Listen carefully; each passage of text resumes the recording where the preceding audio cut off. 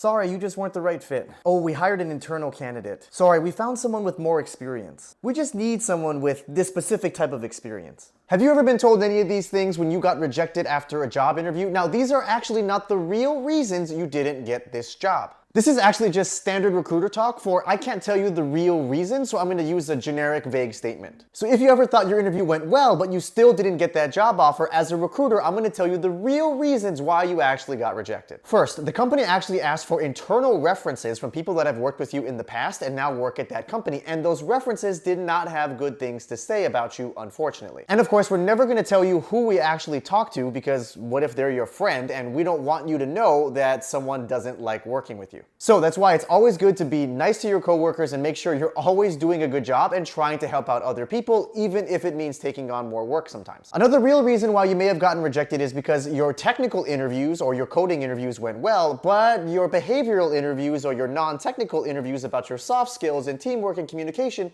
did not go well. Now, as a recruiter, I can actually tell you that you didn't pass a coding interview and tell you what you needed to work on if it's C++ or doing some more lead code problems, but I actually can't tell you if it's a non-technical problem that you have, because these are actually a lot harder to grade, and that's why it's always easy for a candidate to try to fight us about it and argue as to why their communication is actually fine. And so if it's related to your soft skills, we can't tell you that. And for those of you who are software engineers, I have this video on my channel which talks about how to answer all of the behavioral interviews for software engineers that you're going to want to watch. Another reason you got rejected is if you're trying to do a career switch, or if you're trying to get some type of promotion, like becoming a manager for the first time when you're trying to switch companies. This probably means that your interviews were okay, but we ended up finding another candidate that's actually done this before, and so we don't need to take the risk in hiring you. But we don't want to tell you that because we were the ones that chose to interview you from the beginning, and so it'd be awkward for us to tell you that we're actually not okay with you not doing this anymore. So that's why if you are in that situation, you have to apply for a lot of different jobs. Make sure you get strong internal references from people that can speak about your work, that you can actually operate at the next level, or that you have the transferable skills to do this new type of role,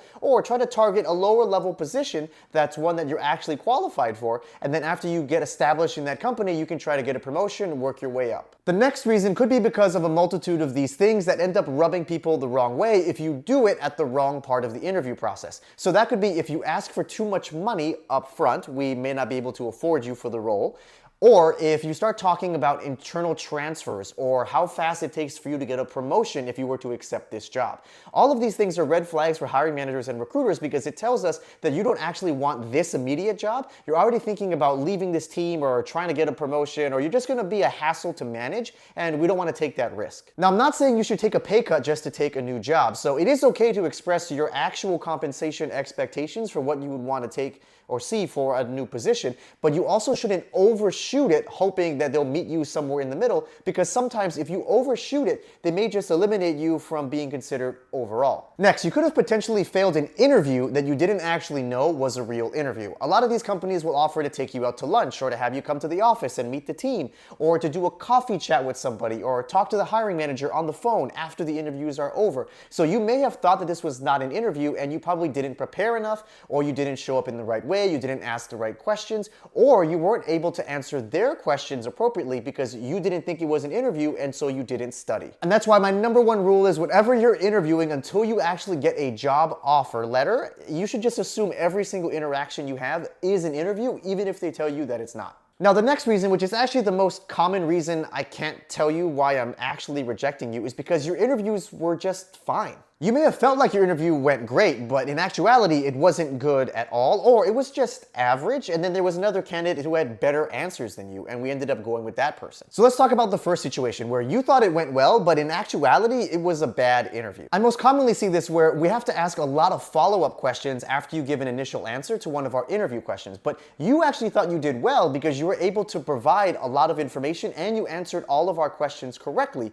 But in actuality, you didn't give us enough detail from the beginning, and so we had to keep asking you more questions to get more information just so we could find out what we actually needed to know. In other words, the interviewer had to give you a lot of hints in order for you to arrive at the right answer, or to give enough context and information for us to feel like you satisfied our requirements and actually answered the question. Now, another common thing I hear is if the interviews go long or go over time, people think that that's actually a good sign that they did well during their interviews. But in actuality, it's actually possible that your interview did not go well well because your answers were really long and the person just didn't want to be rude and interrupt you because you kept talking for way too much. Or another thing I commonly hear sometimes is that they ask an interview question and you answered it, but we didn't get enough information because your answers weren't thorough enough or they just weren't solid enough, and so we actually had to switch to a different interview question, and then we ended up going over time because we had to ask a bunch of extra questions just to get enough information for us to decide that you're not a good fit for this. So to fix both of these, as a general starting point, I think you should look at how long your interview answers currently are. For behavioral questions or questions that start with tell me about a time or give me an example, your answer should be somewhere between 3 and 5 minutes, and you should use the STAR method.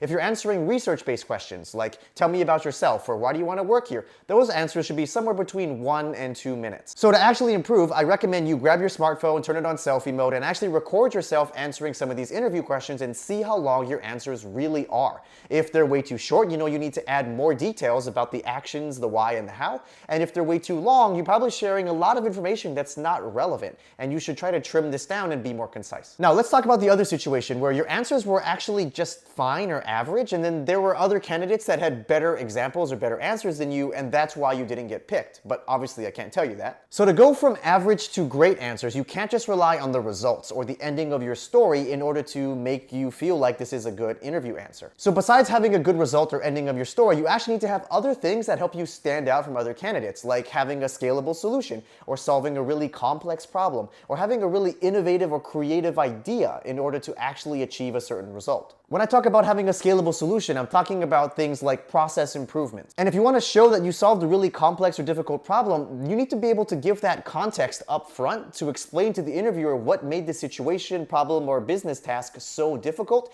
and why you were the only one that could actually solve this. Now, if you want help figuring these things out, sign up for a free coaching session at CareerShakers.com. Okay, so now you know all of the real reasons that you actually got rejected from this job interview, but don't give up hope. I've got a whole playlist of videos that you can watch right here that will help you improve your interviewing skills, and I do post weekly career videos every single week for free, so make sure you are subscribed if you aren't already, and put down in the comments what other videos you want me to see, because I do read all of them, and I love your video ideas. Thank you all for watching, and don't be afraid to shake things up. Now you actually know what you're doing wrong.